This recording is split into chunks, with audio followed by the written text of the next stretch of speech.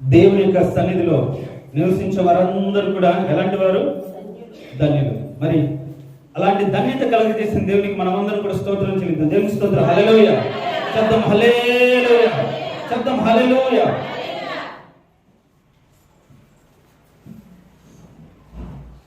ఆ ధన్యతను బట్టి దేవునికి దీవెన, నానాటికి బలము దేవుడు మనకు అనుగ్రహించి, అలా దీవెన ధన్యత మనం పొందుకొని మన విశ్వాస జీవితాన్ని మనము కొనసాగించుదుముగా. ఆమేన్. Praise lord. హల్లెలూయా. గత 2 వారాలుగా మనం లోతైనటువంటి ఆత్మీయ సత్యం, అది మీరు ఎంతవరకు అర్థం చేసుకుంటున్నారో లేదో నాకు తెలియదు, కానీ అదే వాస్తవం. ఈ శారీరక సంబంధమైన ఆలోచనను బట్టి విశ్వాసాన్ని కొనసాగించడం అనేది ఒక భ్రమ. ఆ విశ్వాసం కూడా కొరింథీయులకు రాసిన పత్రికలో మీ విశ్వాసం మనుష్యుల జ్ఞానాన్ని అనుసరింపగానే ఉంటుంది. మన విశ్వాసం కూడా దేన్ని అనుసరించకూడదు? మనుషుల జ్ఞానాన్ని అనుసరించకూడదు. ఈ లోకంలో మనుషులు కొంత జ్ఞానాన్ని బట్టి కొంత మార్గాలు ఏర్పరిచారు. అదే నిజం అనుకున్న భ్రమలో బ్రతుకుతూ నమ్మిన దాని మీద కట్టబడకుండా, యూదా పత్రికలు ఉంటుంది, మీరు విశ్వసించిన అతి పరిశుద్ధ దాని మీద మిమ్మును మీరు కట్టుకొనొచ్చు అని రాయబడి. దేని మీద కట్టుకోవాలి? అతి పరిశుద్ధమైన దాని మీద మనం కట్టుకోవాలి. అలా కట్టుకుంటూ దేవుని యొద్దకు వచ్చిన వారు అనే అంశాన్ని మనం ధ్యానం చేస్తూ, ఆయన కృపచేత పాపము నుంచి విడిపించాడని నమ్మిన మనము, ఆయన రక్తము చేత మన దోషములు కడిగి మన పాపముల నుంచి మనం పవిత్రులుగా చేసి పరిశుద్ధమైన దేవుని సన్నిధిలో నిలబెట్టాడు అని ఆశపడిన మన జీవితాల్లో, ఆరాధించిన మన జీవితాల్లో ఆత్మ సంబంధమైనటువంటి జీవితాన్ని మనము కొనసాగించాలి. దేవుని స్తోత్రం. హల్లెలూయా. ఏ జీవితాన్ని కొనసాగించాలి? ఆత్మ సంబంధమైన జీవితం. అంతకు ముందు వారం మనము ఆత్మ సంబంధమైన మందిరంగా కట్టబడాలి అని, పోయిన వారం ఆ మందిరంలో ఆత్మ సంబంధమైన బలులు దేవునికి అర్పించాలి అని మనం విన్నాం. దేవుడు ఏం కోరుకుంటాడు? ఆత్మ సంబంధమైన బలినే కోరుకుంటాడు. అవునా కదా? ఎందుకని? దేవుడు ఆత్మ కనుక. ఫర్ ఎగ్జాంపుల్, మనం మనుషులు జంతువుల దగ్గరికి వెళ్ళి మనం మాట్లాడేవానికి అర్థమవుతుందా? చెప్పండి. ఎందుకు అర్థం కాదు? వాళ్ళ ఆత్మ వేరు, వాళ్ళ మనసు వేరు, వారికి శరీర తత్వం వేరు, మన ఆలోచన వేరు, మన మనసు వేరు, మనం వేరు. కాబట్టి మనం ఎంత మాట్లాడినా వాటికి అర్థం కాదు. ఒకవేళ మచ్చిగా చేసుకొని ఏదైనా ఎక్కువ సహవాసం చేసిన దాన్ని బట్టి అది మనల్ని అర్థం చేసుకుని చెప్పినట్టు వింటుందేమో, కానీ మనం చెప్పిన ప్రతి మాట దానికి ఏం అర్థం కాదు. కారణం ఏంటి? మన భాష దానికి తెలియదు కదా, మన స్వభావం దానికి అర్థం కాదు కదా. అందుకనే అని దేవుడు ఆత్మ కాబట్టి మనము కూడా ఆత్మ సంబంధమైన మనుషులుగా ఉండాలి అని దేవుడు కోరుకుంటాడు. దేవునికి స్తోత్రం. హల్లెలూయా. ఎలాంటి మనుషులుగా ఉండాలి?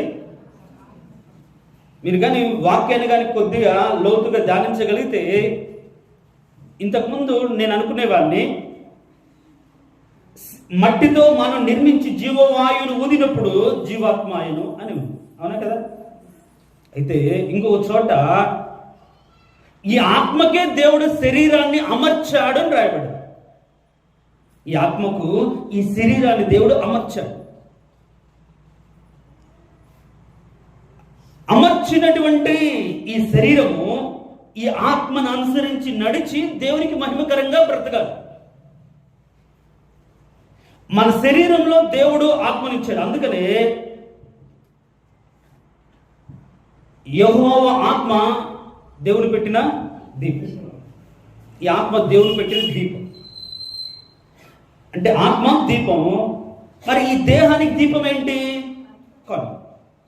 సో ఇప్పుడు కన్ను పరిశుద్ధంగా ఉంటే దేహం అంతా పరిశుద్ధంగా ఉంటుంది. ఎందుకంటే చూచిన దానిని బట్టి కన్ను కొన్ని గ్రహిస్తుంది, వాటిని స్వీకరిస్తుంది, దానిని హృదయంతరంగాల్లో ఉంటున్న ఆత్మను ప్రేరేపిస్తూ ఉంటుంది.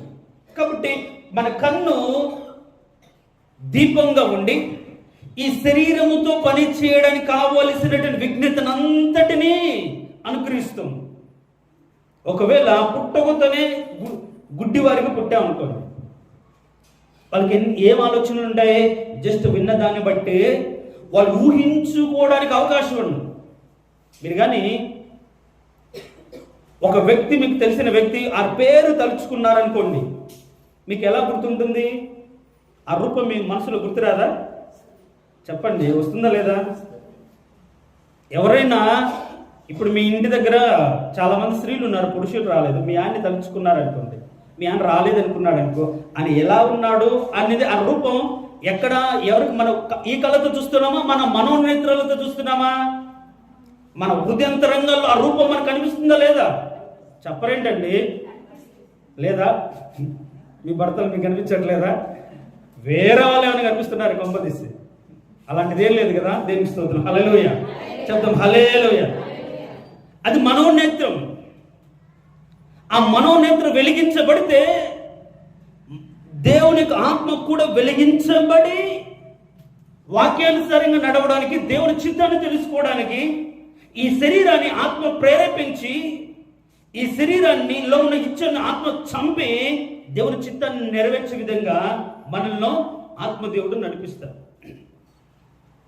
కాబట్టి మనము దేవునికి ఒక అర్పణ అర్పించుకోవాలి అని పోయిన వారం నేర్చుకున్నాం. అంటే మనము ఆత్మ సంబంధమైన ఆలయంగా కట్టబడి ఆత్మ సంబంధమైన అర్పణ దేవుని సన్నిధిలో తీసుకొని వచ్చి ఆయనకు అర్పించాలి. కానీ ఇక్కడ ట్విస్ట్ ఏంటంటే, అర్పించిన ప్రతి అర్పణ దేవుడు అంగీకరించు. అర్పించే ప్రతి అర్పణ అంగీకరించు. అని అంగీకరించాలి అంటే కొన్ని టర్మ్స్ అండ్ కండిషన్స్ ఉంటాయి. ఇప్పుడు కయ్యూను అర్పణ తెచ్చాడు, హేబెలు అర్పణ తెచ్చాడు. ఎవరు అర్పణ దేవుడు అంగీకరించాడు? హేబెలు. కారణం ఏంటి? అనేమో శ్రేష్టమైన వాటిలో కొన్ని తెచ్చాడు, ఇదేమో ఇవ్వాలి కాబట్టి తెచ్చాడు. అంటే అక్కడ దేవుడు ఏం చేస్తాడంటే, మన గారి సామెతల గ్రంథంలో భక్తిహీనుని యొక్క అర్పణ యెహోవాకు హేయమని ఒక చోట రాయడు. భక్తిహీనుని యొక్క అర్పణ, హీనమైన భక్తి, ఇవ్వకపోతే బాగుండదు, అందరు ఇస్తున్నారు కాబట్టి ఇవ్వడం, లేకుంటే గొప్ప కోసం నేను ఇంత ఇచ్చాని చెప్పుకోవడానికి ఇవ్వడం అనేది దేవుడు ఇష్టపడ్డు.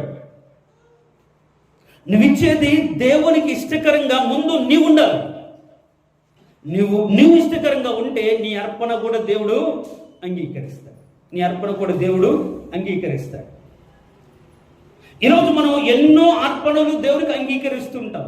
కానీ దేవుడు కోరుకునే అర్పణ ఏంటో మనం తెలుసుకోవాలి. దేవుడు కోరుకునే అర్పణ ఏంటి? ఇప్పటి వరకైనా అర్పణ మనం దేవునికి అంటే దేవునికి అర్పించామా? ఆ అర్పణను దేవుడు ఆగ్రానించాడా, స్వీకరించాడా, ఇష్టపడ్డాడా? ఇష్టపడిన వారిని ఆయన దీవించే విధానం వేరుగా ఉంటుంది. మరి ఆత్మ సంబంధమైన ఆలయంగా కట్టబడిన నీవు ఒక యాజకుడిగా దేవుడిని నియమించిన తర్వాత మరి నువ్వు ఏదో ఒక బలి అర్పించాలి. అందుకని పోయిన వారం కూడా ఏదైనా ఒక బలి అర్పణ చేత దేవునితో ఒక నిబంధనను చేసుకోవాలి. ఆ నిబంధన అనేది ఒక సమర్పణ జీవితం అని, ఆ సమర్పణ అనేది అందరికి తేట తెల్లం అవునట్లుగా దేవుడు బలిపీఠాన్ని ప్రాకారంలోనే పెట్టాడు. కాబట్టి నువ్వు ఏ అర్పణ ద్వారా దేవునితో ఒక నిబంధన చేసుకున్నావు అందరికి తెలియనట్లుగా, దేవునితో నీకున్న సంబంధం అందరికీ తెలియనట్లుగా నీ జీవితం ఉండాలి, నీ అర్పణ ఉండాలి అనేది మనం విన్నాం. అయితే ఈ అర్పణ దేవుడు అంగీకరించడానికి చూసినంటే పైనుంచి అగ్ని దిగి వచ్చి ఈ అర్పణను ఏమవ్వాలి? దహించాలి. ఏలియా బలిపీఠం మీద ఎద్దును మొక్కలు చేసి పెట్టి దేవుని సన్నిధిలో ప్రార్థన చేశాడు. ఏమొచ్చింది? అగ్ని పైనుంచి దిగి వచ్చి ఆ యొక్క బలిపీఠం మీద ఉన్న ఎద్దులను, కర్రలను ఆ కందకం అంటే బలిపీఠం కూడా గుంతతోవి కట్టాడు కాబట్టి చుట్టూ నీళ్లు పోసాడు, మొత్తం కూడా ఆరిపోయి అగ్ని వచ్చింది. అగ్ని దిగి దాన్ని ఏం చేస్తుంది? బూడిద చేసింది. అగ్ని అర్పణను అగ్ని నుంచి కాల్చివేసి దేవునికి ఇష్టమైన వ్యక్తిగా మారుస్తుంది. అంటే అగ్ని రాకుండా, అంటే ఆయన అంగీకరించకుండా ఏ వ్యక్తి ఏది అర్పించినది ఆయన అంగీకరించినట్టే లెక్క. నువ్వు ఇచ్చావు, నువ్వు తెచ్చావు, కానీ ఆయన స్వీకరించే స్థితి నీ హృదయపూర్వకమైనటువంటి అంటే నువ్వు ఉంటున్న విధానాన్ని బట్టి ఉంటుంది. అందుకని మనం చెప్పుకున్నాం, ఇద్దరు తెచ్చారు, ఒక్కడిది మాత్రం అంగీకరించాడు. కారణం ఏంటంటే మొదట ఆయన కావాల్సింది ఎవరు? మనమే. తర్వాత మన అర్పణలు. ఆయనకు అవసరమా? వేయకుండా పశువులన్నీ నావే, పొట్టేలు అవన్నీ నేను ఇస్తేనే కదా వచ్చింది, నాకు ఇవ్వడం ఏంటి గొప్ప కాదు. నిన్ను నేను నిర్మించే నిన్ను నీవు సమర్పించుకోవడమే అర్పణ. నీవు ఆయన ఎదుట ఆయనకు అర్పించుకోవడం అర్పణ. ఈ రోజులు కూడా తగ్గించుకుంటారు, నలగొట్టుకుంటారు, బాధపడతారు, కానీ ఇష్టమైన రీతిగా ఆయన కోరుకున్నట్టు రీతిగా ఈరోజు దేవుని సన్నిధిలో ఎవరికి వాళ్ళు అర్పణ ఇవ్వలేకపోతుంటున్నారు. ఈరోజు మనల్ని మనం ఏ విధంగా దేవునికి అర్పించుకోవాలి? ఇంతవరకు మనల్ని మనం ఆ విధంగా అర్పించుకున్నామా లేదా అనే విషయాన్ని మనం ధ్యానం చేద్దాం.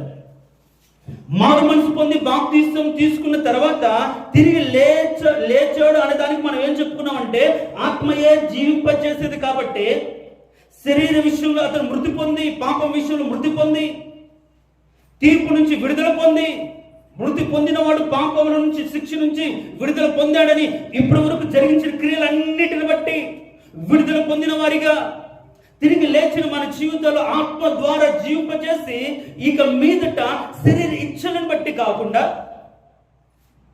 నడిపించే ఆత్మను బట్టి ఆ ఆత్మను జీవం కలిగిన వారిగా ఈ లోకంలో నడుచుకోవాలి. అదే క్రైస్తవ జీవితం అనేది వాస్తవం. ఆ జీవితంలో ఏ విధంగా ఆత్మను అనుసరించి మనం నడుస్తున్నాం, ఏ విధంగా దేవునికి మనం అర్పణ ఇస్తున్నాం, ఎలాంటి అర్పణలు బైబిల్లో ఉన్నాయి, ఎవరు తమకు దేవునికి అర్పణను ఇచ్చారు, అలాంటి అర్పణ ద్వారా దేవునితో అంటే నిబంధన చేశారు అనే విషయాన్ని పోయిన వారం మనం ధ్యానం చేస్తూ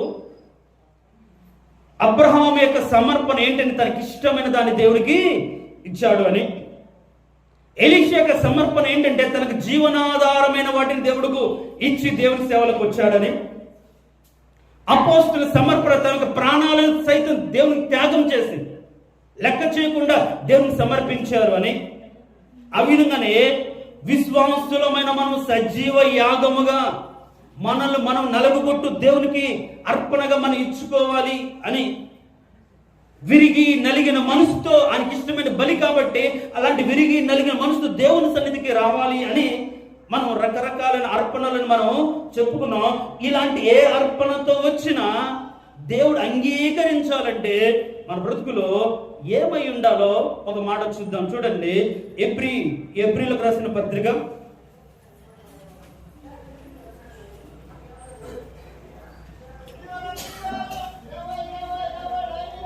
10వ అధ్యాయం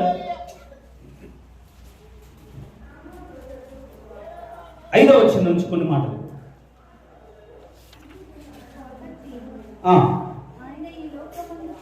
కాబట్టి ఆయన ఈ లోకమందు ప్రవేశించినప్పుడు ఇలాగ చెప్పుచున్నాడు, బలియు అర్పణయు నీవు కోరలేదు గాని నాకొక శరీరము అమర్చితివి, పూర్ణ హోమములను పాప పరిహారార్థ బలు నీకు ఇష్టమైనవి కావు. ఇదే మాటను మనం కీర్తన గ్రంథం 40వ అధ్యాయం ఒకసారి చదవండి.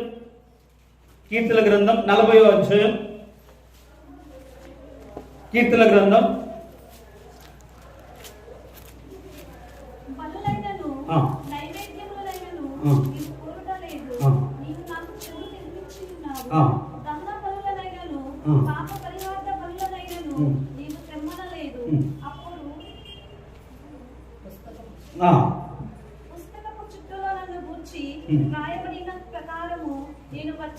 చాలు చూడండి, ఇక్కడ రాయబడిన మాట బలులైనను నైవేద్యములను నీవు కోరుట లేదు, నీవు నాకు చెవులు నిర్మించి ఉన్నావు.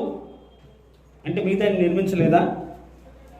అంటే దేవునికి మనం అర్పించే విషయంలో మనం ఎంత అర్పిస్తున్నాం, లేకుంటే ఏమి అర్పిస్తున్నాం అనేది మనం చూస్తూ ఇవ్వాల్సిన ఆయన మాటకు లోబడి విశ్వాసాన్ని బట్టి దేవునికి అర్పించాలి తప్ప మనకున్న స్తోమతను బట్టి కాదు ఫస్ట్. అందుకని ఒక కాసు దేవునికి కానుక పెట్టులు వేసిన ఆమెను బట్టి, ఆ పేద విధవరాలను బట్టి యేసుప్రభు ఏమంటాడంటే అందరికంటే ఎక్కువ ఇచ్చింది. అది ఎట్లా అవుతుంది? 1,00,000 రూపాయలు ఇచ్చిన వారికి 1 రూపాయి ఇచ్చినకి ఒకటే అవుతుందా? చెప్పండి. మరి ఏ విధంగా అందరికంటే ఎక్కువ ఇచ్చిందంటే ఆమె కుందు ఒకటే, అదే రూపాయి, ఇంకా లేదు, ఉన్నదంతా ఇచ్చింది. నీకు 10 లక్షలు లేకుండా లక్షలు 100 లక్షలు ఉన్నాయి, 1 కోటి రూపాయలు ఉన్నాయి కాబట్టి 1,00,000 రూపాయలు ఇచ్చింది. ఉన్న దాంట్లో ఇవ్వడం కాదు, లేకపోయినా ఇవ్వగలగడమే గొప్ప. అది దేవుడు చూస్తాడు. ఆమె 1 రూపాయి వేసినా సరే అందరికంటే ఎక్కువ ఎందుకు వేసింది అని ఎందుకు అంటున్నాడు ప్రభు అంటే, ఆమెకు 100 రూపాయలు ఉంటే 1 రూపాయి వేస్తే ఉన్న దాంట్లో వేసింది అనేవాడు. ఆమెకు ఉన్నది 1 రూపాయి, ఇంకా తినడానికి అదే, తాగడానికి అదే, బ్రతకడానికి అదే, ఇంకా లేదు. తనకు ఉన్నది మొత్తం కూడా, తనకు ఆధారం అంతా కూడా దేవునికి ఇచ్చింది కాబట్టి అందరికంటే ఎక్కువ ఇచ్చింది దానిగా ఉంది. నీకు ఎక్కువ ఉంది కాబట్టి ఎంతో కొంత ఇచ్చారండి, కానీ ఉన్నదంతా దేవునికి ఇచ్చింది. ఆమెకు ఉన్నదంతా 1 రూపాయి. చూడండి దేవుడు ఎలా క్యాలిక్యులేట్ చేస్తున్నాడు అంటే, మనం దేవునికి ఇచ్చే విషయంలో మనకి అంటే మన బ్యాలెన్స్ ఏముంది దాన్ని బట్టి నువ్వు ఏ విధంగా హృదయపూర్వకంగా ఇచ్చావో దేవుడు చూస్తున్నట్టే లెక్క. అందుకని మన మనసును దేవుడు చూస్తున్నాడు, మనం ఇచ్చేదాన్ని దేవుడు చూస్తున్నాడు. అంటే ఏ విధంగా హృదయపూర్వకంగా ఇస్తున్నాము, ఏ ఉద్దేశంతో ఇస్తున్నాము, ఏ మనసు కలిగిస్తున్నాము అని ఆ అర్పణ దేవుడు చూస్తున్నాడు. అందుకనే మనం చదివిన ఈ వాక్యంలో దేవుడు బలిని కోరట్లేదు, అర్పణ కోరట్లేదు. కానీ ఆయన అంటాడు, నువ్వు ఏమి కోరుతున్నావో వినగలిగే జ్ఞానం ఉంది, నేను చూసి ఇవ్వాల్సిన అవసరం లేదు. నీవు అంటే వినుట వలన విశ్వాసం కలుగుతుంది, విశ్వాసాన్ని బట్టే నేను నీకు సమర్పించుకోవాలనే ఉద్దేశంతో నీవు నాకు చెవులు నిర్మించావు. నువ్వేం కోరుకుంటున్నావో నాకు వినిపిస్తుంది ప్రభువా, నువ్వు ఏం మాట్లాడావు నాకు అర్థమైంది విన్న దానిని బట్టి అనే ఆలోచనతో ఆయన ఏం కోరుకుంటున్నాడో విన్న దాన్ని బట్టి అర్థం చేసుకొని బ్రతకడమే విశ్వాసం, చూసిన దాన్ని బట్టి కాకుండా. ఇప్పుడు మనం అధ్యాయంలోకి వద్దాం. ఎక్కడ? ఏప్రిల్కి రాసిన పత్రిక 10వ అధ్యాయం. నాకు ఒక శరీరం అమర్చితివి, పూర్ణ హోమములను పాప పరిహారత బలు నీకు ఇష్టమైనవి కావు. మరి ఏంటి ఇష్టం? ఏంటి ఇష్టం? దేవుడు ఏం కోరుకుంటున్నాడు అంటే దాని కింద ఉంది, అప్పుడు నేను గ్రంథపు చుట్టలో నన్ను గూర్చి రాయబడిన ప్రకారం దేవా నీ చిత్తము నెరవేర్చునికి ఇదిగో నేను వచ్చి ఉన్నానంటే దేవునికి స్తోత్రం. హల్లెలూయా చెప్తాం ప్రజలాడు, హల్లెలూయా. నీవిచ్చే డబ్బు ధనము కాదు. వాస్తవానికి క్రిస్మస్ సీజన్లో, క్రిస్మస్ అంటే ఆయన తన ప్రియకుమారుని మనకు లోకానికి అనుగ్రహించాడు కాబట్టి మనము కూడా ఏదో ఒకటి ఇవ్వాలి అనే ఉద్దేశంతో క్రిస్మస్ ముందే దానికి మాదిరి చూపుతూ చాలా మంది సెమీ క్రిస్మస్ చేసి కొందరికి వితరణలు, కొందరికి ఏవైనా దాన ధర్మాలు చేస్తుంటే దేవుడు మనకు అనుగ్రహించిందని. అందుకనే ఈ శాంటా క్లాస్ అందరూ కూడా చేస్తూ ఉంటారు. శాంటా నికోలస్ అని అతని వ్యక్తి మారువేషంలో అందరికి బహుమానాలు పంచుతూ ఉండేవాడు ఎప్పుడు 18వ శతాబ్దంలో. ఎందుకంటే దేవుడు నాకు ఎంతో ఇచ్చాడు కాబట్టి నేను ఎంతో కొంత ఇవ్వాలి అనే ముఖ్య ఉద్దేశమే క్రిస్మస్ లో ఉంటుంది. కాబట్టి మనం కూడా మందిరంలో అనౌన్స్ చేశాం ఏమని అంటే, ఒకవేళ చీరలు పంచడానికి కావాల్సిన చీరలు కొందరు ఇవ్వండి, క్యాలెండర్స్ ప్రింట్ చేయడానికి కావాల్సిన డబ్బులు, ఆర్థిక పరమైన సహాయం మీరు చేయండి. ఎందుకంటే క్రిస్మస్ అంటే దేవుడే క్రీస్తును ఆయన ప్రియకుమారుని మనకు అనుగ్రహించాడు కాబట్టి మన రక్షణ కలిగింది. మనం కూడా మనకు ఉన్నంతలో ఎంతో కొంత ఇవ్వాలనే ఉద్దేశంతో మనము మీ దగ్గర నుంచి కాస్త కానుకలను, ఆర్థిక పరమైన సహాయాన్ని కోరడం జరిగింది. కొందరు మనస్ఫూర్తికి ఇచ్చారు, కొందరు శక్తికి మించి ఇచ్చారు, కొందరు వాళ్ళకి చేతనైంది ప్రేరేపణ బట్టి ఇచ్చారు. వాళ్ళు ఇస్తారులే వీళ్ళు ఇస్తారులే మనం ఇవ్వాల్సిన అవసరం లేదు అనుకున్న వాళ్ళు కొందరు ఉన్నారు. కానీ దేవుడు ఏమంటుండంటే, ఆయనకి ఏది అవసరం అంటే నీవిచ్చే అర్పణ కాదు, కానీ నీ చిత్తము నెరవేర్చుట ఆయనకి ఇష్టం.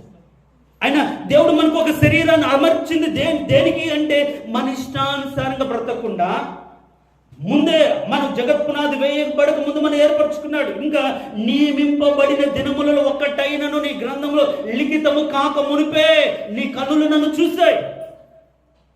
139వ కీర్తనలో అంటే మనం పుట్టక మునిపే, మనం ఏర్పరచబడక ముందే దేవుడి యొక్క పుస్తకంలో మనము పలాని తరంలో, పలాని కాలంలో, పలాని జిల్లాలో, పలాని మండలంలో, పలాని ఊర్లో, పలాని ఇంట్లో పుట్టాల ముందు ఆయన లిఖించి దేవుడు ఆయన ఆత్మకు ఒక శరీరాన్ని అమర్చి లోకానికి పంపించాడు. ఈ యొక్క శరీరం ఉన్న ఆత్మ ఆయన జీవవాయువులో నుంచి వచ్చిందే కాబట్టి ఈ ఆత్మకు దేవుడు ఒక శరీరాన్ని అమర్చాడు. ఆ శరీరం ఆత్మ శరీరాన్ని రూపుదిద్దుకోవడానికి తల్లి గర్భంలో, అందుకని ఒక మాట ఉంటుంది జకరియా గ్రంథం 9వ అధ్యాయం కొంచెం చూడండి.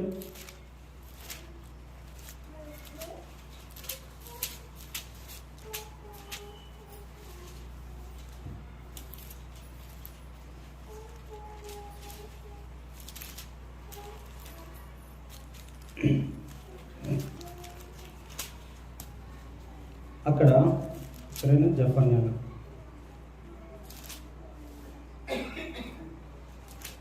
తల్లి గర్భంలో ప్రాణాత్మను ఉంచిన దేవుడు అన్నమాట. జకరియా కానీ చెప్పండి కానీ చూడండి.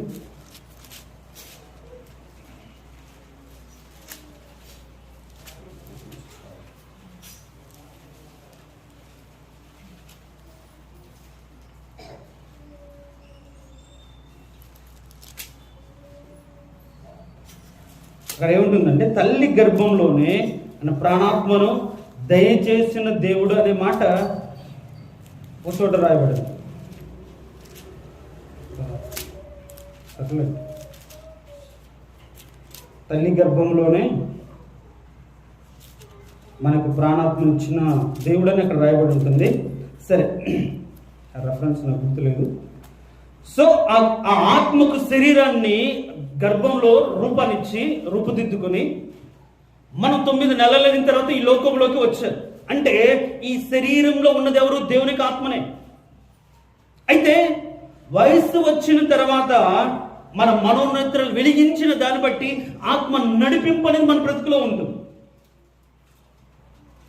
అంటే ఎవరైతే అర్థం చేసుకుంటారో లోకానుసారమైన దుఃఖాన్ని బట్టి కాకుండా రక్షణార్థమైన మారు మనసు ఎవరి జీవితంలో కలుగుతుందో వారు పాపముల నిమిత్తం పశ్చాత్తాపపడి బాప్తిసం తీసుకొని తిరిగి లేచి దేవుని ఆత్మ చేత ముద్రించబడి ఆత్మ సంబంధమైన క్రియలు చేయనట్లుగా దేవుడు వారికి ఒక శరీరాన్ని ఇచ్చాడు. మరి దేవుడు ఈ శరీరాన్ని ఇచ్చాడు. అందుకనే మీ దేహము దేవుని వలన కలిగినది అని బైబిల్లో రాయడు. అవునా కదా? ఈ దేహం ఎవరి వల్ల కలిగింది? దేవుని వల్ల కలిగినది. కాబట్టి ఈ దేహములతో దేవుణ్ణి మహిమపరచుడని రాయబడి. సో ఈ దేహాన్ని మనం కలిగిన మనము ఈ దేహంతో జీవిస్తున్నంత కాలము నువ్వు మందిరానికి వచ్చావు. ఇప్పుడు విన్నాం, జగత్పునాది వేయబడక ముందే దేవుడు తన కృపలు ఏర్పరచుకున్నాడు.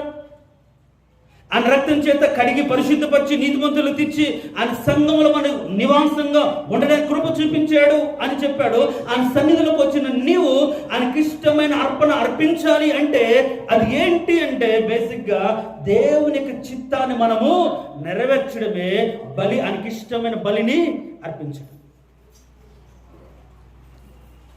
దేవుని చిత్తాన్ని జరిగించడమే. ఈరోజు నువ్వు ఎన్నో ఇచ్చిండొచ్చు, కానీ దేవుని చిత్తాన్ని బ్రతుకులో జరిగించలేదు. అందుకనే యేసు క్రీస్తు కూడా ప్రభు ప్రార్థన నేర్పుతూ పరలోకమందు నీ చిత్తం నెరవేరుచున్నట్లు భూమి అంతటను నెరవేరబడును గాక. దేవుడు ఒక చిత్తం ఉంది, దేవుడి యొక్క సంకల్పం ఉంది.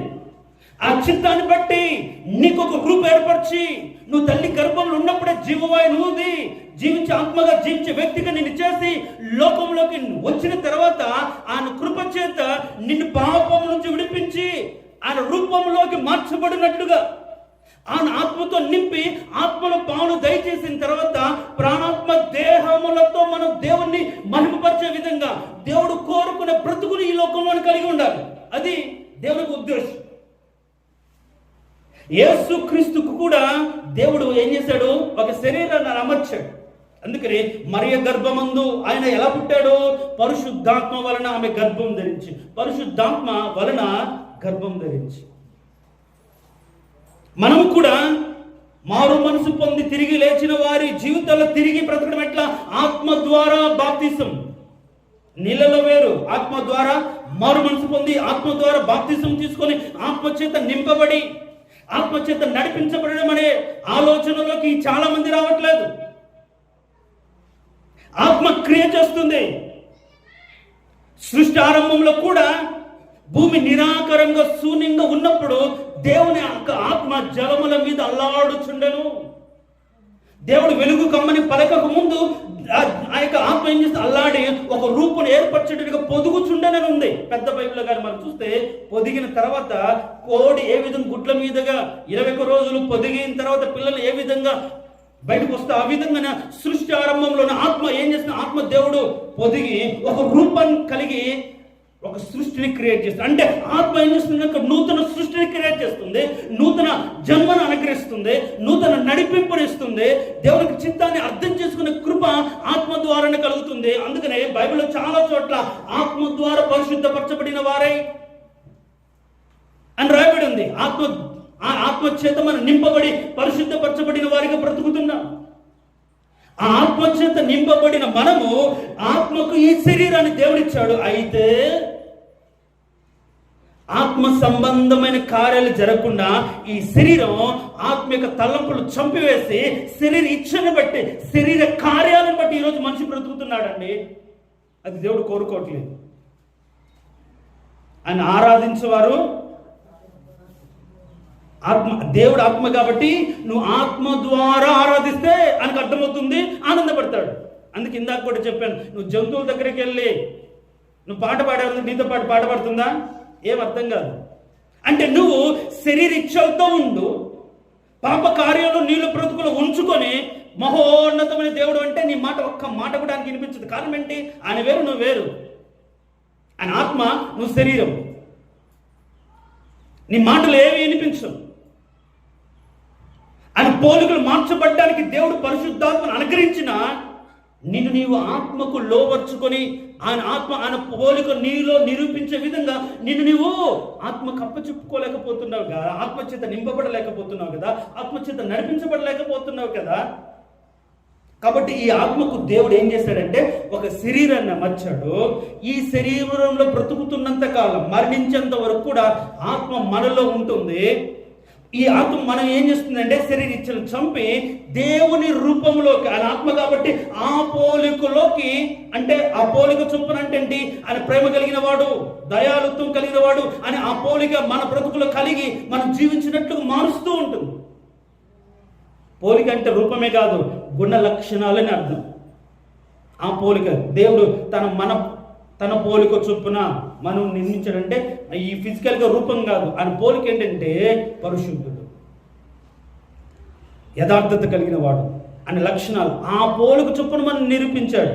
కాకపోతే ఆజ్ఞ అతిక్రమించి పాపం చేసి కృపను పోగొట్టుకొని ఆత్మను చల్లార్పుంచుకొని ఆత్మ లేని వారికి లోకం బ్రతుకుతూ వెలిగించబడకుండానే విశ్వాస జీవితాన్ని కొనసాగించే వరకు బ్రతుకుతూ అలానే ఇదే భ్రమలో బ్రతుకుతూ ఉన్నట్లుగా జీవిస్తున్నాను. కానీ దేవుడు ఏం కోరుకున్నాడంటే నువ్వు ఆత్మ సంబంధమైన మందిరంగా కట్టబడుతూ ఆత్మ సంబంధం బలి అర్పించడం అంటే ఏమిటి అంటే ఆ బలి శారీరక సంబంధమైన ఎడ్లకు రక్తము, పశువులకు రక్తము, మేకలకు రక్తము, లేక నువ్వు ఇచ్చే అర్పణో దశంభాగాలు కాదు. కానీ నిన్ను నీవే దేవునికి ఇష్టమైన వ్యక్తిగా మార్చబడి ఆయన చిత్తాన్ని జరిగించడానికి నిన్ను నీవు తగ్గించుకొని నిన్ను నీవు నలగగొట్టుకొని దేవా నీ చిత్తం నాకు ఒక రూపాన్ని ఏర్పరిచావు, నాకు ఒక బ్రతుకును అనుగ్రహించావు, ఈ బ్రతికినంతకాలం ఏం చేయాలి అని నువ్వు ఆ చిత్తాన్ని తెలుసుకొని బ్రతకడమే ఆయన కోరుకునే అర్పణ. అలాంటి అర్పణను దేవుడు అంగీకరిస్తాడు. అందుకని ఇక్కడ బలి కోరవు కానీ అంటూ నువ్వు చెప్పినట్టుగా లోకానికి వచ్చాను, నీ చిత్తము నెరవేర్చుటయే నాకు ఇష్టం. దేవుడు కోరుకునేది ఏంటంటే అంచిత్తం ఏమై ఉందో దాన్ని నెరవేర్చే విధంగా ఆత్మ సంబంధమైన బలి మనం దేవుని ఎదుట కట్టాలి, లేకుంటే అర్పించాలి. ఏంటో ఆత్మ, బలి చాలా వేరువేరుగా ఆలోచన, ఆశీర్వాదము, ఆనందము, సంతోషము, నెమ్మది ఇవన్నీ పోయి ఏదో 3 వారాల నుంచి రవి కొత్తగా చెప్తున్నాడు అంటున్నారు. ఇదే వాస్తవ జీవితం అండి. నువ్వు శరీరంతో ఎట్లన్నా బ్రతుకు, ఎలాగన్నా జీవించు, నీ బ్రతుకులో లేమి ఉండని, బాధ ఉండని, ఇరుకుండని, ఇబ్బంది ఉండని, అలానే బ్రతుకు. విశ్వాసాన్ని కాపాడుకోగలిగిన ఆత్మ సంబంధ జీవితాన్ని బ్రతుకులు ఉంటే నువ్వు అప్పుడు పరిశుద్ధుడిగా దేవుని సన్నిధికి వెళ్తావు. లేకుండా ఆశీర్వాదం పొందుకుని మంచి ఉద్యోగం వచ్చి దేవునికి దూరం అయిపోయి లగ్జరీ బ్రతుకు, నా ప్రాణమా తిను తాగుము సుఖించుము అనే స్థితిలో ఒక మంచి బ్రతుకు దేవునికి సంతోషం? నువ్వేంటో నీకు తెలియాలి కదా. దేవుడు ఏం కోరుకుంటున్నాడో, ఈ జీవితంలో ఏ విధంగా ఎలాంటి అర్పణను అంగీకరిస్తాడో నువ్వు తెలుసుకోకపోతే ఎట్లా? ఏ అర్పణను అంగీకరిస్తాడంటే దేవుని యొక్క చిత్తాన్ని నెరవేర్చగలిగిన అర్పణ నువ్వు దేవునికి ఇవ్వాలి. మన బ్రతుకులో ఖచ్చితంగా ప్రతి ఒక్కరు కూడా పలాని కాలంలో వారు జన్మించాలని దేవుడు ముందుగా లిఖితం చేసి దేవుడు ఈ లోకంలో మనకు ఒక రూపును ఏర్పరిచాడు మన ఆత్మకు. మళ్ళీ ఈ జీవించినంత కాలం మనం ఎలా బ్రతకాలి అంటే దేవునికి చిత్తాన్ని నెరవేర్చేవారిగా మనము బ్రతకాలి. అందుకని ఇక్కడ రాయబడిన నీ చిత్తము నెరవేర్చుటకు నేను వచ్చి ఉన్నాను. దేవుని సన్నిధికి ఆయన ఈ లోకానికి ఎందుకు వచ్చాడు ప్రభు అయిన యేసుక్రీస్తు అంటే ఆయన చిత్తాన్ని నెరవేర్చడానికి. ఆయన దేవుడు యేసుక్రీస్తు కాబట్టి తండ్రి చిత్తాన్ని నెరవేర్చడానికి వచ్చాడు. మన పట్ల కూడా ఏదైనా ఉందా దేవుని చిత్తము? మనకు కూడా ఈ ఆత్మకు శరీరాన్ని అమర్చాడు కదా. అమర్చబడిన ఈ దేహములో మనం ఏ విధంగా బ్రతకాలి అని అనుకుంటున్నావేమో. నీవు కూడా దేవుని చిత్తాన్నే జరిగించాలి. ఏంటి దేవుని చిత్తం అంటే ఇప్పుడు మనం చూద్దాం. చూడండి, తెస్సలోనికి రాసిన పత్రికలో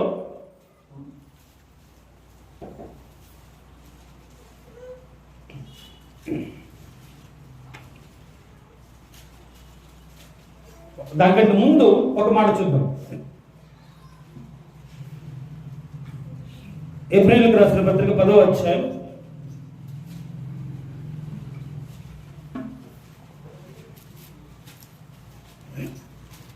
10వ అధ్యాయం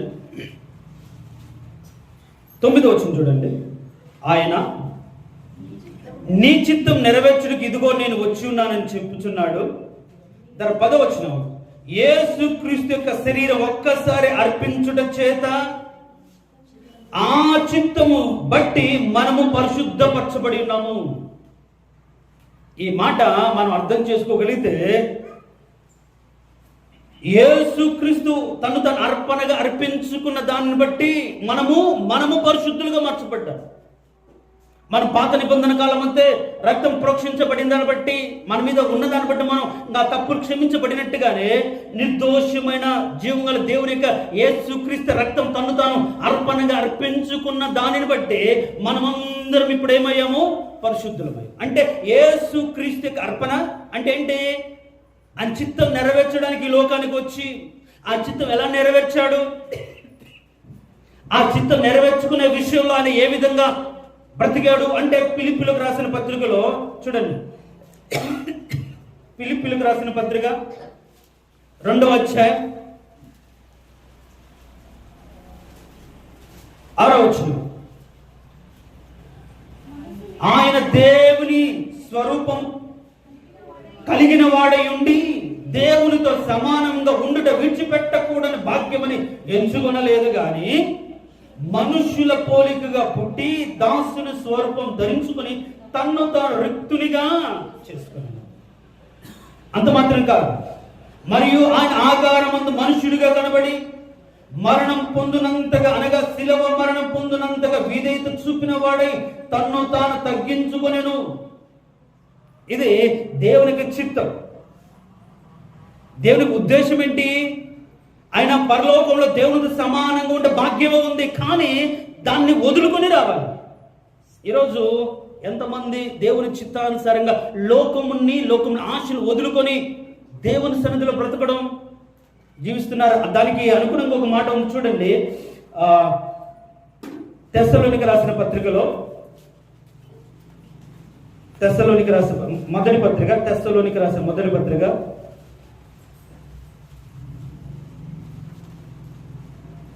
4వ అధ్యాయం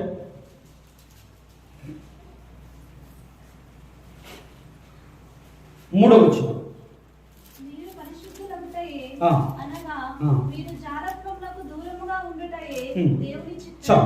మీరు పరిశుద్ధులగుటయే దేవుని చిత్తము అని కదా. మనం ఏ విధంగా పరిశుద్ధులమయ్యాము? మనం మంచిగా బ్రతికిన దాన్ని బట్ట, మంచిగా నీతిగా బ్రతికిన దాన్ని బట్ట కాదు. యేసుక్రీస్తు తను అర్పణగా అర్పించుకున్న దాన్ని బట్టి మనం పరిశుద్ధులమయ్యాము. తండ్రి చిత్తం అదే. మనము పరిశుద్ధులం అవ్వడానికి ఆయన నలగొట్టబడ్డాడు. అది తండ్రికి ఇష్టమైన అని బైబిల్లో రాయబడ్డది. తండ్రికి ఇష్టమై నలగొట్టబడి నా శరీరం నుంచి రక్తము చిందించబడి అది విమోచన క్రయధనముగా దాన్ని చెల్లించి ఆ రక్తంతో దేవుడు మనం కడిగి పరిశుద్ధపరిచాడు. కాబట్టి మనం పరిశుద్ధపరచడు దేవుడి చిత్తం. ఆ పరిశుద్ధపరిచే దేవుని చిత్తాన్ని దేవుడు తన ప్రియకుమారుని రక్తము ద్వారా కడిగిన దాన్ని బట్టే యేసుక్రీస్తు ద్వారా ఆ చిత్తం నెరవేర్చబడింది. అయితే ఆ పరిశుద్ధతలో మనము ఏ విధంగా మన ఘట్టమును కాపాడుకోవాలో చూడండి. జారత్వానికి దూరంగా ఉండడం అంత మాత్రం కాకుండా, అది 4వ అధ్యాయం 5వ వచనం చూడండి. 4:5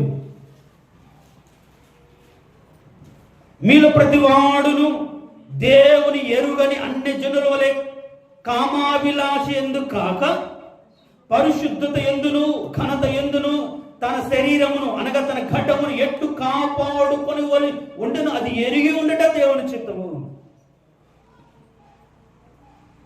ఇప్పుడు దేవుడు మన బ్రతుకు ఒక శరీరాన్ని అమర్చాడు కదా.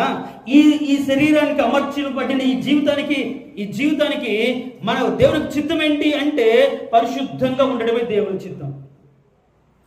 అయితే మనం పరిశుద్ధపరచుకోలేము. కాబట్టి యేసుక్రీస్తు తన్ను తానే అర్పించుకున్న దాన్ని బలిగా అర్పించుకున్న దాన్ని బట్టి మనము పరిశుద్ధపరచబడ్డాం. అది తండ్రి చిత్తం. ఆ తండ్రి చిత్తం నెరవేర్చడానికి యేసుక్రీస్తు లోకానికి వచ్చాడు. తండ్రి చిత్తం నెరవేర్చే విషయంలో తను తగ్గించుకున్నాడు. తను రిక్తుడిగా మార్చుకున్నాడు. పరలోకంలో ఉండే భాగ్యం గొప్పదని ఎంచుకోలేదు. దరిద్రుడికి లోకానికి వచ్చాడు. దాసుని స్వరూపం ధరించాడు. అంటే దేవుని చిత్తం జరిగించే విషయంలో ఒక్కొక్కరిని ఒక్కొక్క అనుభవం నడిపిస్తున్నప్పుడు దానికి అప్పచెప్పుకోవాలి, విధేయత చూపాలి. కానీ ఈ రోజుల్లో మన ఇష్టమే నెరవేర్చబడాలి. మనకంటూ కొన్ని కోరికలు ఉంటాయి కదా. ఆ ఇష్టము ఖచ్చితంగా నెరవేర్చుకోవడానికే దేవుని దగ్గరికి వస్తారు. ఆయన చిత్తాన్ని నెరవేర్చాలి. అది మాట వరకే. పరలోకమందున్న మా తండ్రి నీ చిత్తం పరలోకంలో నెరవేర్చబడుతున్నట్టుగా భూమి అందు మా బ్రతుకులు కాదు అనేకుల బ్రతుకులు నెరవేర్చబడాలి అని అంటాం. కానీ మన బ్రతుకులోకి వచ్చేటప్పటికి నా ఇష్టం ప్రభా, నాకు ఇది కావాలి, నాకు ఇలా ఉండాలి, ఇలా కోరుకుంటున్నాను, లేకపోతే బాధ, ఇవ్వకపోతే దుఃఖం, మనుషులు చూసి వాళ్ళు ఇలా పొందున్నారు, ఇలా ఉన్నారు, నా బ్రతుకు అలా లేదనే వేదన మనుషులు ఉంచుకొని దేవుని చిత్తాన్ని గ్రహించలేని బ్రతుకుతున్నారు ప్రియులారా. కాబట్టి దేవుడు నిన్ను అంగీకరించట్లేదు. అని కోరుకుంటున్నది ఏంటంటే, ఆయనకి ఇష్టమైన బలి ఏంటంటే దేవుని చిత్తాన్ని ఏ స్థితిలో అయినా సరే నువ్వు నెరవేర్చాలి. ఆ చిత్తాన్ని నెరవేర్చడానికి యేసుక్రీస్తుకు ఒక శరీరాన్ని ఇస్తే ఆ శరీరములో దేవుడు ప్రభు యేసుక్రీస్తు దేవుడి సన్నిధిలో చూడండి, ఆ శరీరం ద్వారా ఆయన ఏ విధంగా అర్పించుకుని తను దేవునికి అర్పించుకున్నాడో, ఏ విధంగా ఎప్పుడు అంగీకరించాడో. ఏప్రిల్కి రాసిన పత్రిక 5వ అధ్యాయం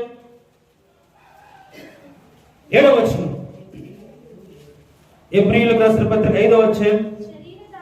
శరీరధారి అయి ఉన్న దినములలో మహారోదనముతోను కన్నీళ్లతోనూ తన్ను మరణం నుండి రక్షించగలవానికి ప్రార్థనలను యాచనలు సమర్పించి భయభక్తులు కలిగి ఉన్నందున ఆయన అంగీకరింపబడను. యేసుక్రీస్తును ఆయన కుమారుడు అయ్యుండి కూడా దేవుని చేత అంగీకరించబడడానికి ఆయనకు దేవుడిచ్చిన శరీరంలో బ్రతికినంతకాలం ఎలా బ్రతికాడు? దేవుని ఎప్పుడు ప్రార్థన చేస్తూ రోదన చేస్తూ, అంటే తండ్రి చిత్తం నెరవేర్చడానికే. అందుకనే ఇదిగో నీ సహోదరుడయ్యా వచ్చాడు, మీ అన్న వచ్చాడు, మీ అమ్మ వచ్చింది. ఎవడు నా సహోదరుడు? పరలోకమందున నా తండ్రి చిత్తం నెరవేర్చేవాడే నాకు సహోదరుడు అంటాడు. నా తల్లి అంటుంది. అంటే ఈ లోకల్ ఎవరైనా సరే దేవుని చిత్త ప్రకారం బ్రతకాల్సిందే. అందుకే ఈ శరీరాన్ని ఇచ్చాడు.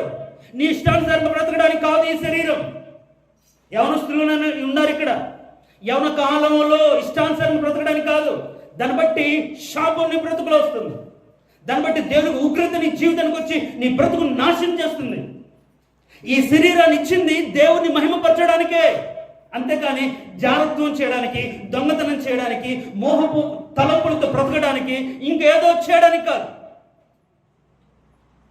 యేసుక్రీస్తు ఈ లోకంలో బ్రతికినంత కాలం రాత్రంతా దేవుని సన్నిధిని కనిపెట్టి, అయ్యా రేపు ఎలా బ్రతకాలి, రేపు ఏం మాట్లాడాలి, నువ్వు ఏ మాట అయితే సెలవిస్తావో అదే నేను మాట్లాడతాను, అలాగనే బ్రతుకుతాను. అందుకనే నన్ను పంపిన వారి చిత్త నెరవేర్చడే నాకు ఆహారం అంటాడు. అయ్యా నీకు భోజనం సిద్ధపరిచాం రా అంటే నేను తిన్నానంటే ఏదో అనుకుని ఉంటాడు వాళ్ళు శిష్యుడు. కానీ ఆయన ఏంటి, తండ్రి చిత్తమే నెరవేర్చడానికి ఆహారం. చూడండి ఎలా బ్రతికాడో చూడండి. అణువణువు దేవునికి తలంపు కలిగి, అణువణువు దేవునికి ఉద్దేశం కలిగి, ప్రతి రాత్రంతా కూడా దేవుని చిత్తం కోసం దేవునికి సన్నిధిలో పోరాడి ఆత్మశక్తిని పొంది ఆత్మశక్తి చేత కదిలించబడినట్టుగా మనం చూస్తాం. మరి ఈరోజు నువ్వు ఏ విధంగా బ్రతుకుతున్నావు? నీ ఆత్మీయత మారు మనసు పొంది తిరిగి లేచిన తర్వాత ఆత్మ ద్వారా అసలు నింపబడిన వ్యక్తివేనా, నడిపించబడిన వ్యక్తివేనా? ఆత్మ సంబంధమైన స్వభావం నీ బ్రతుకులో ఉందా? మొన్న ఒక వ్యక్తి నాకు ఫోన్ చేశాడు ఈస్ట్ గోదావరి నుంచి. ఆ మెసేజ్ చూసి, సార్ ఆత్మ సంబంధమైన వ్యక్తిగా బ్రతకాలి అంటున్నారు, ఎట్లా బ్రతకాలి? శరీరంలో ఉన్నాం కదా, అతను వేసిన క్వశ్చన్. శరీరంలో మనం ఉన్నాం కదా, మరి ఆత్మ సంబంధమైన బ్రతకాలంటున్నావు కదా, ఎలా బ్రతకాలి? భాషలు మాట్లాడిన వాళ్ళైన ఆత్మచేత నింపబడింది, లేకుంటే పెంతుకోస్తు సంఘం వాళ్ళైన పరిశుద్ధాత్మతో నింపబడిన వారుగా ఉంటారు. అసలు ఎట్లా సార్ బ్రతకాలి? ఆత్మ సంబంధమైన బ్రతుకు ఎలా ఉంటుంది అని అడిగాడు. నేను అన్నాను, ఆత్మ సంబంధమైన బ్రతుకు అంటే మన జీవితంలో ఆత్మ ఫలాలు కలిగి బ్రతకటమేనండి అని చెప్పాను. ఏంటి? ఆత్మ ఫలాలు. ఇప్పుడు ఒక వ్యక్తి ఆత్మ సంబంధమైన వ్యక్తి, దేవుని ఆత్మ చేత నడిపించబడుతున్న వ్యక్తిని ఎట్లా తెలుసుకుంటాము అంటే అతనిలో ఏముండాలి? ఫలాలంటే క్రియలే కదా. ఫలాలంటే ఏంటి? ఆత్మ సంబంధమైన క్రియలు ఉండాలి. ఏముండాలి అవి? ఆత్మ ఫలములు ఏమనగా ప్రేమ, సంతోషము, సమాధానము, దీర్ఘశాంతము, దయాలత్వం, మంచితనము, ఆశా నిగ్రహం అనే ఈ 9 రకాల ఫలాలు క్రియలు వాళ్ళ జీవితంలో ఉండాలి. ప్రేమ ఉండాలి. ప్రేమ ఉన్నప్పుడు సహిస్తుంది, తప్పులు క్షమిస్తుంది, భరిస్తుంది, ఓర్చుకుంటుంది. అది కూడా బైబిల్లో ఉంటుందంటే ఆ ప్రేమ దేవుని వలనదైనది అయినప్పుడు మాత్రమే ఇదంతా కూడా కలిగి ఉంటుంది. లోక సంబంధమైన ప్రేమ కాదు. అందుకే ఆయన ప్రేమ స్వరూపి. అంటే ఒక వ్యక్తిలో ప్రేమ అనేది దేవుని వలన కలిగితే, అంటే ఆత్మ ద్వారా ఆ ప్రేమ వారి హృదయంలో ఉంటే, ఆ ప్రేమను బట్టి ఎదుటి వారి యొక్క దోషాలను వారు ఏం చేస్తారు? క్షమిస్తారు, భరిస్తారు, అర్థం చేసుకుంటారు, సహిస్తారు, తాళుకుంటారు.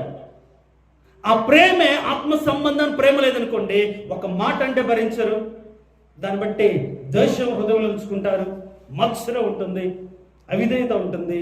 ఇవి క్రియలు, ఆత్మ సంబంధమైన వ్యక్తి క్రియలు కావండి. దాన్ని బట్టి అర్థమైపోతుంది. ఒకవేళ నువ్వు భాషను మాట్లాడకపోవచ్చు, పరిశుద్ధాత్మక అనుభవం నీ బ్రతుకులు లేకుండా ఉండవచ్చు, అంటే ఒక ప్రత్యేకమైన అనుభూతి నీ జీవితం లేకుండా ఉండవచ్చు. కానీ ఈ క్రియలు ఉన్నాయా? ఈ క్రియల చేత నువ్వు నడిపించబడుతున్నావా? ఈ క్రియల ద్వారా నడిపించేది ఎవరు అంటే నీలో ఉన్నటువంటి పరిశుద్ధాత్మ దేవుడు. మంచితనం, దీర్ఘశాంతం, దయాలుత్వం, ఆశా నిగ్రహం, ఇవన్నీ కూడా పరిశుద్ధాత్మ కార్యాలు, క్రియలు. అంటే ఒక వ్యక్తి పరిశుద్ధాత్మ చేత నింపబడి నడుస్తున్నప్పుడు వాడి జీవితంలో ఉండే క్రియలేవి.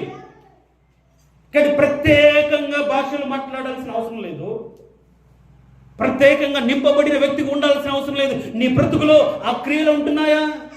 ఎందుకంటే ఆత్మ తానే మన ఎద్దుకు వచ్చి బోధించి జ్ఞాపకం చేసి నడిపిస్తాడని బైబిల్లో ఉంది కదా. ఆదరణకర్త ఆయన మీ దగ్గరకు వచ్చినప్పుడు ఆయన మీకు సమస్తమును బోధించి మీ జ్ఞాపకం చేస్తాడు. నేను అంటాను, ఎవరు బోధిస్తున్నా మీ హృదయంలో? పరిశుద్ధాత్మను బోధిస్తున్నాడా? దురాత్మ బోధిస్తుందా? పరిశుద్ధాత్మ మీ హృదయంలో ఏం బోధిస్తాడు? మంచిగా ఉండి తట్టుగా ఏమవుతుంది? భరించు ఏమవుతుంది? క్రీస్తు కోసమే కదా. నీకంత రోషం ఎందుకు? రోషపడి ఏం పాముకుంటావు, ఏం బ్రతుకుతావు, తగ్గితే తప్పేముంది అని పరిశుద్ధాత్మ చెప్తుంది. కానీ దురాత్మ ఎందుకు పడాలి, ఎందుకు భరించాలి, నేనేం తప్పు చేశాను అని రోషము పౌరుషము కూడిన ఆలోచన దురాత్మ కలుగ చేస్తుంది. చూడండి, అక్కడ అర్థమైపోతుంది మనం ఎవరి చేత నడిపించబడరు. అందుకనే ఎందరు దేవుని ఆత్మ చేత నడిపించబడతారు వారు మాత్రమే దేవుని కుమారులు అనబడతారు. దేవుని ఆత్మ చేత నడిపించబడడం అంటే ఆత్మ సంబంధమైన ఫలములు కలిగి బ్రతకడమే. అయితే దానికి పైన ఏముంటుంది, శరీర కార్యములు స్పష్టమై ఉన్నాయి.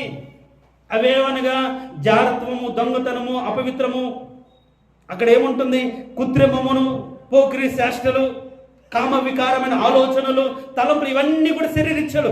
మత్సరము, ద్వేషం, ఇవన్నీ కూడా శరీరిచ్చలు. మనకు అర్థమైపోతుంది కదా మనకి ఎవరు బోధిస్తున్నారో, మన అంతరాత్మకు అర్థమైపోతుంది కదా, మన మనసాక్షి తెలిసిపోతుంది కదా ఎవరు నీకు బోధిస్తున్నారు. నువ్వు కోపమని ఎవరు బోధిస్తున్నారు, మత్సరపడమని ఎవరు బోధిస్తున్నారు, ద్వేషం ఉంచుకోమని ఎవరు బోధిస్తున్నారు, హృదయంలో కప్పటం కలిగి ఉండమని ఎవరు నీకు నీ హృదయంతరంగా బోధిస్తున్నారు. పరిశుద్ధాత్మ అయితే నీకు అట్లా ఉండమని బోధించు, భరించమని బోధిస్తుంది, సహించమని బోధిస్తుంది, తట్టుకోమని బోధిస్తుంది, తగ్గి ఉండమని బోధిస్తుంది, ఆశ నిగ్రహం ఆశించొద్దని బోధిస్తుంది, దయ చూపించు అని బోధిస్తుంది.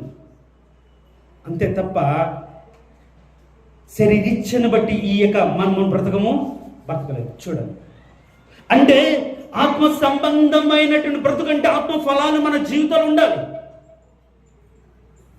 అలా లేకపోతే ఖచ్చితంగా నిర్మోహమాటంగా నేనేం చెప్తానంటే వాళ్ళు దురాత్మ చేత నడిపించబడుతున్నారు. పరిశుద్ధాత్మ లేకపోతే ఏముంటుంది, ఆటోమేటిక్గా అపవిత్రాత్మే ఉంటుంది. అపవిత్రాత్మ క్రియలే కదా.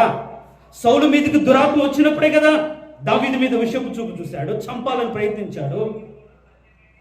అంటే పరిశుద్ధాత్మ పోయింది. పరిశుద్ధాత్మ ఉన్నప్పుడు ప్రవచించాడు, దగ్గరికి చేర్చుకున్నాడు, యుద్ధాలకు పంపించాడు, గణపరిచాడు, గొప్ప చేశాడు. ఒకవేళ తనకంటే అతను కొద్ది ఘనత వస్తుండగా చూడంగానే ఏమైంది, దురాత్మ వచ్చేసింది, విషపు చూపు, చంపాలి అనుకున్నాడు. చూడండి, కాబట్టి ఈ లోకంలో మనం ఎలా బ్రతుకుతున్నాం, మారు మనసు పొంది తిరిగి లేచిన తర్వాత నీ క్రియలు ఎలా ఉన్నాయి, ఆత్మను అనుసరించిన క్రియలు, ఆత్మానుసారమైన ఫలాలు, ఆత్మ ఫలాలు నీ బ్రతుకులు ఉంటే నువ్వు ఆత్మానుసారమైన వ్యక్తివి. అందుకని బైబిల్లో అంతకుముందు వారం చెప్పానంటే ఆత్మ చేత శరీర ఇచ్చలను చంపాలి. ఆ శరీర ఇచ్చలు చంపకపోతే దేవుని చిత్తాన్ని మనం ఎరగలేదు. ఆయన ఆత్మ కాబట్టి తండ్రి యొక్క చిత్తాన్ని అర్థం చేసుకొని ఆయన సమానంగా ఉండే విషయాన్ని కూడా అది గొప్ప భాగ్యం ఎంచుకోకుండా మన కోసం రిక్తుడిగా అన్ని వదిలేసుకొని ఈ లోకానికి వచ్చాడండి. తండ్రి చిత్తం తెలుసు కాబట్టి ఈరోజు ఎంతమంది తగ్గించుకోగలుగుతున్నారు? ఆయన చిత్తం నెరవేర్చుకోవడానికి కొన్నిసార్లు కొట్టబడాల్సి వస్తుంది, కొన్నిసార్లు అవమానించబడాల్సి వస్తుంది, కొన్నిసార్లు నిందించబడాల్సి వస్తుంది. ఇది దేవుని చిత్తాన్ని జరిగించడానికి వాటిని భరించగలిగేవాడిగా నువ్వు ఉంటున్నావా? భరించి తను దేవునికి అర్పించుకోగలిగిన వ్యక్తిగా నువ్వు మార్చబడుతున్నావా? దేవుడు ఏం కోరుకుంటున్నాడంటే ఏ స్థితిలోనైనా సరే దేవుని చిత్తాన్ని మనం నెరవేర్చాలి. ఏంటి మన పట్ల దేవుని చిత్తం అంటే పరిశుద్ధంగా బ్రతకడమే దేవుని చిత్తము. ఆ పరిశుద్ధత దేవుడిచ్చాడు. ఆ పరిశుద్ధతను మనం కాపాడుకోవాలి. ఆ పరిశుద్ధత ఈ శరీరాన్ని ఎట్లు కాపాడుకోవాలో తెలుసుకొని బ్రతకాలి. అది దేవుని చిత్తం. ఏం తెలుసు నీకు? మోహపు చూపు చూడకూడదని తెలుసా? సరే ఇచ్చలతో బ్రతకూడదని తెలుసా? లోకంలో ఎలాగైనా బ్రతకొచ్చిన ఆలోచనతో బ్రతుకుతున్నావా? ఏమి ఎరిగి ఉన్నావు? దేవుని గురించి జ్ఞానం ఎంత ఉంది? అందుకనే ఆత్మ సంబంధమైన జ్ఞానమందు నువ్వు బ్రతకాలి. ఆత్మ సంబంధమైనటువంటి అనుభవ జ్ఞానంలోకి నువ్వు రావాలి. మీరు కానీ ఈ కొత్త నిబంధన అంతా కానీ చదివితే ఆత్మ ఆత్మ ఆత్మ అని ఉంటుంది. శరీర సంబంధం ఆలోచనలు ఎక్కడ దీవెనలు ఏమి ఉండవు, కానీ ఆత్మ సంబంధం ఆశీర్వాదం అనే ఉంటుంది, దీవెననే ఉంటుంది, బ్రతుకనే ఉంటుంది. కాబట్టి మనం ఎలా బ్రతుకుతున్నాం? ఈ శరీరంలో ఆత్మను అణిసివేసి చంపివేసి ఆర్పుకొని శరీర ఇచ్చలతో బ్రతుకుతూ దేవుని గణపరుస్తున్నాం. ఈ ఘనత ఈ యొక్క ఆరాధన దేవుడు అంగీకరించడు. ఎందుకంటే ఆయన ఆత్మ, మనము శరీరం కావటానికి కూడా అర్థం కాదు. కాబట్టి ఈరోజు నిన్ను నీవు పానార్పణగా సజీవ యాగముగా నువ్వు దేవునికి అర్పించుకోవాలి. యేసుక్రీస్తు కూడా అలా అర్పించుకున్నాడు. శరీరధారి ఉన్న దినాలలో ఏం చేస్తాడు? యాచన, అయ్యా దయ చూపించు, అయ్యా నీ కృప ఉంచండి. చూడండి, కుమారుడై ఉండియే అంత ఆయన భయభక్తులు కలిగి ఉన్నందున అంటే ఆయన అంగీకరించబడితే మనం మనల్ని అంగీకరించి మన అర్పణ స్వీకరించాలంటే మనం ఎంత భయభక్తులు కలిగి ఉండాలంటే, అందుకని అంటాడు, నీవిచ్చే ఫిజికల్కి ఇచ్చే నాకు అవసరం, నీ హృదయం నాకు కావాలి, నీ హృదయంలో స్థానం నాకు కావాలి, హృదయంలో పరిశుద్ధత నాకు కావాలి. ఎందుకంటే ఆ హృదయంలో నేను ఉండాలి. అందుకనే ప్రత్యక్ష గుడారం కట్టేటప్పుడు కూడా ముందు మందసమే కట్టబడిన తర్వాత అన్ని ఒక్కొక్కటి కట్టబడ్డాయి. దేవుడు కావాల్సిన మన హృదయమే, మనం నివసించే స్థలమే కావాలి. ఈ పైకి కనిపించే విధంగా ఇచ్చే ఏవి కూడా మనకు అవసరం లేదు. అది పరిచర్యలోనో ఆయన సేవార్థమే ఉపయోగపడే వస్తువులే తప్ప దేవుడు సంతోషింపదగినదంటే ఏదంటే ఆయన చిత్తాన్ని నెరవేర్చే విధంగా నీ బ్రతుకులో నిన్ను నీవు దేవునికి సమర్పించుకోవడం. ఎన్నిసార్లు దేవుని సమర్పించుకున్నావు దేవుని చిత్తాన్ని జరిగించే విధంగా? సౌలు విషయంలో మనం చూస్తాం, సదాకాలం ఆయన రాజ్యాన్ని స్థిరపరిచి ఉంచాలనుకున్నాడు. అసలు అతను గాడిదలు వెతకడానికి పోకముందే దేవుడు ఆలోచించాడు, ఇంకా రాజు అడుగుతున్నాడు కాబట్టి సౌలును రాజుగా చేయాలి. రాజుగా చేయాలంటే సమూయేలు దగ్గర రావాలని ఉద్దేశంతోనే ఆ గాడిదలు తప్పిపోయేటట్టుగా చేశాడేమో. కాబట్టి గాడిదలు వెతుక్కుంటే ఎక్కడికి వచ్చాడు సౌలు? సమూయేలు దగ్గరికి వచ్చాడు. అంటే గాడిదలు వెతుక్కోవడానికి తను తగ్గించుకున్నాడు. ఒక ఊరు కాదు, 4 దేశాలు వెతికాడు. చూడండి, దాసునితో కూడా తను తగ్గించుకుని వెళ్ళాడు అనుకుని ఉండొచ్చు. భాగ్యవంతుడైనటువంటి వ్యక్తి ఒక దాసునితో తగ్గించుకుని వెళ్తున్నాడు. ఆ తగ్గింపుని బట్టి నా ప్రజలు కూడా ఇస్తే ఇంకా అణిగిమణిగి ఉండి నా ప్రజలకు న్యాయం తీరుస్తాడేమో, నా చిత్తాన్ని అర్థం చేసుకుంటాడేమో అనుకుని అతనికి రాజ్య పరిపాలన ఇస్తే ఏం చేశాడు సౌలు? దేవుని చిత్తంలో నుండి దేవుని చిత్తాన్ని అర్థం చేసుకోకుండా తన ఇష్టానుసారి ప్రవర్తించి దూరం చేసుకున్నాడు. దేవుని చిత్తం తొలగింపులో నుంచి తొలగిపోయినట్టు మనం చూస్తున్నాం. కాబట్టి ప్రియులారా, ఈరోజు నువ్వు ఎలాంటి బలి నువ్వు దేవునికి అర్పిస్తున్నావు? ఆయన కోరుకున్న బలి ఏంటంటే నీ పట్ల దేవుని చిత్తం ఏమై ఉందో దాన్ని నెరవేర్చడమే. ఆయన కూడా నేను నీ చిత్తం నెరవేర్చడానికి వచ్చి ఉన్నానని బాధపడి అనుభవించి సహించి దేవుని చిత్తాన్ని నెరవేర్చాడు. తండ్రి నీ చిత్తం అయితే గిన్నెను తొలగించి అయినప్పటికీ నా ఇష్టం కాదు నీ చిత్తమే అని తను దేవునికి అర్పించాడు, యాచన ద్వారా అర్పించాడు. కాబట్టి ఆయన చెమట కూడా రక్తపు బిందె వరే మారిపోయి ఎంత వేదన పడి ఉంటాడు ఆయన చిత్తం జరిగించడానికి. అలా అర్పించబట్టే ఈరోజు మనం పరిశుద్ధులుగా మార్చబడ్డాం. ఆ పరిశుద్ధత యందు మన గడ్డాన్ని, మన శరీరాన్ని మనం కాపాడుకునే జ్ఞానం మనం కలిగి ఉండాలి.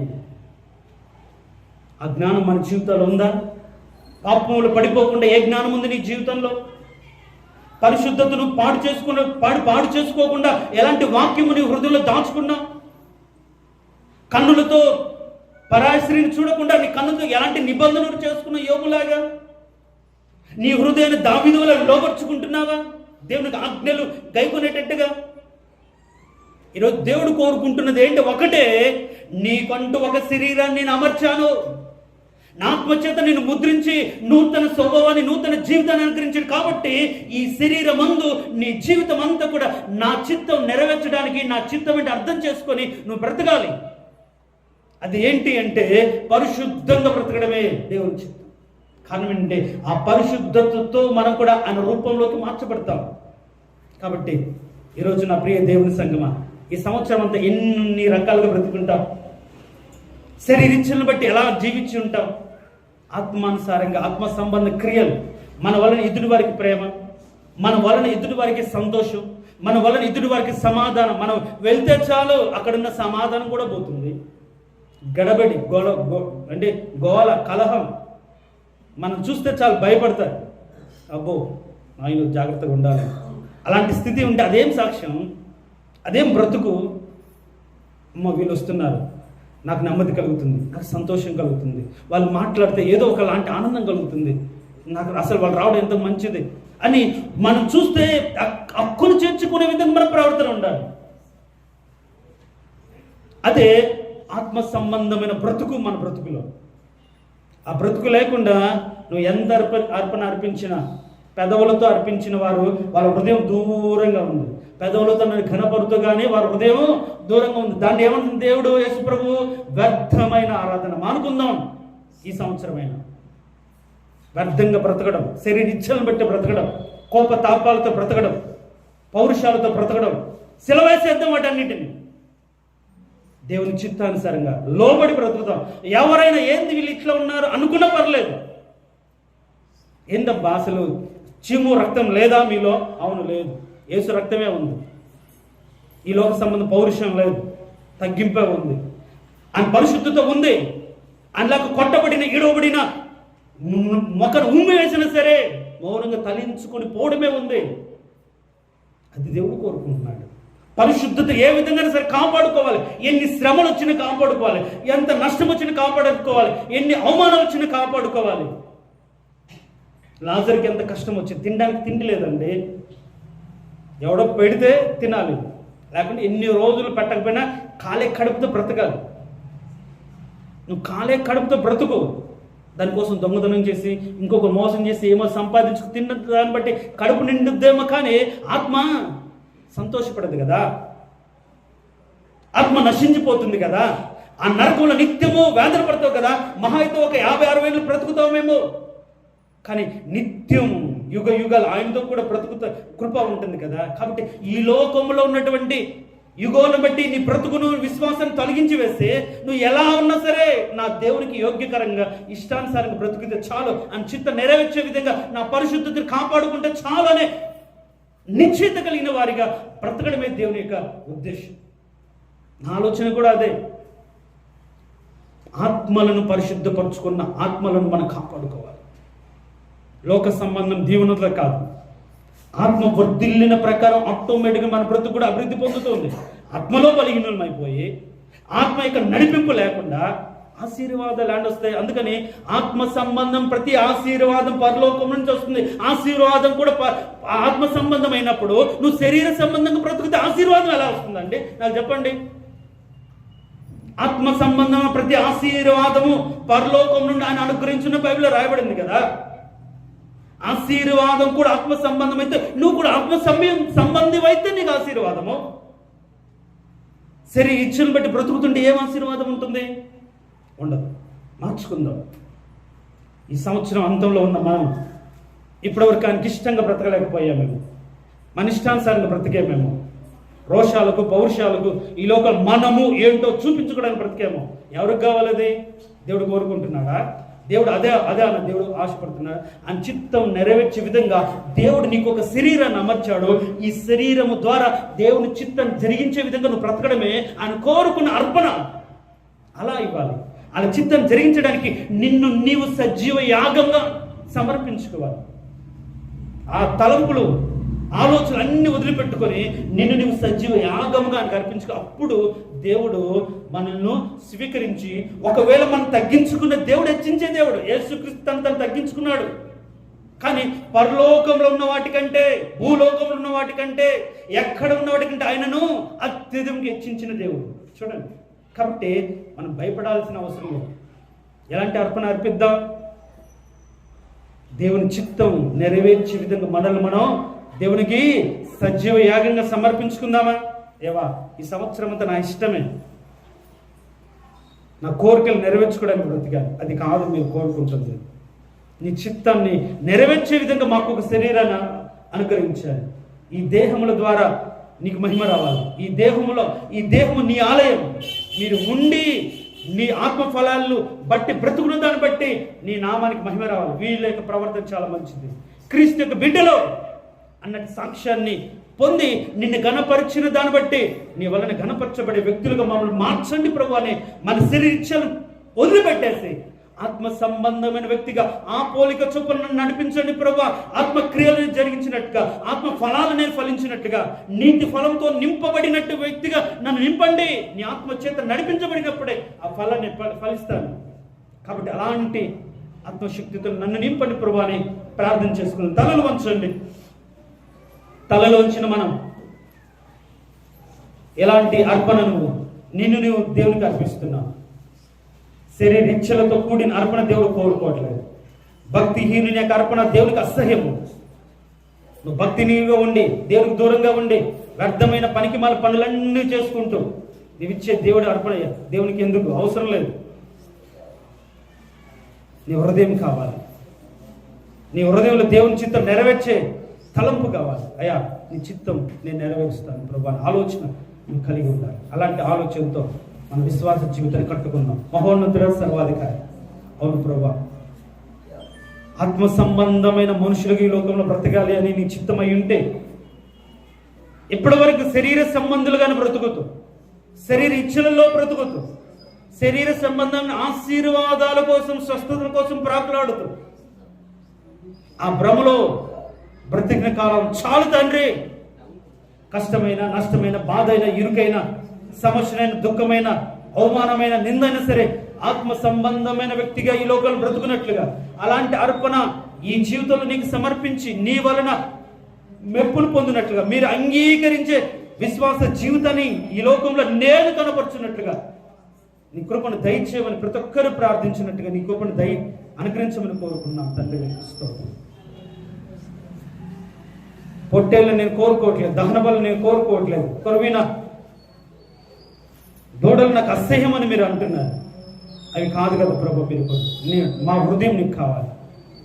దాన్ని హృదయపూర్వకంగా నిన్ను మీరు నివసించే ఆలయంగా మార్చుకునే బ్రతుకు ప్రతి ఒక్కరికి దయచేయండి తండ్రి. నీకు స్తోత్రం. మా బ్రతుకు మూలంగా నీ చిత్తాన్ని నెరవేర్చే అర్పణ ఈ జీవితం ద్వారా మేము మీకు అర్పించుకోగడానికి ఎన్ని శ్రమలైనా మేము అనుభవించి దాన్ని జరిగించినట్లుగా ప్రతి ఒక్కరిని నీ ఆత్మచేత ముద్రించమని కోరుకున్నాం. ఆత్మ సంబంధమైన క్రియలను కనపరిచేటట్లుగా బలపరచమని కోరుకుంటున్నాం. ఆత్మను వెలిగించుకొని బ్రతుకున్నట్లుగా మీరు దీవించమని కోరుకుంటున్నాం.